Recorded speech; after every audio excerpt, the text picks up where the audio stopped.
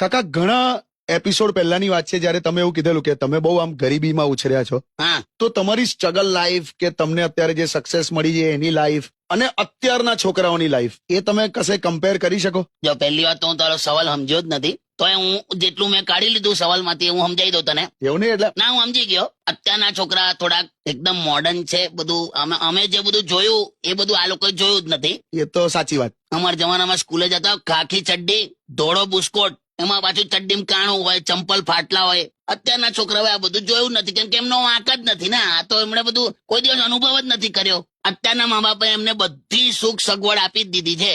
બોલો, હું ચેલેન્જ મારીને કહું, અત્યારની ગમે તેટલી મોંઘી મોંઘી પ્રાઇવેટ સ્કૂલના છોકરાઓને તું ગરીબી ઉપર જો નિબંધ લખવાનું કહે ને, હા, તો એ ગરીબી પર નિબંધ કેવો લખે ખબર? કેવો? એક ગરીબ પરિવાર હતો, એમાં બધા ગરીબ હતા. પપ્પા ગરીબ હતા, મમ્મી ગરીબ હતી,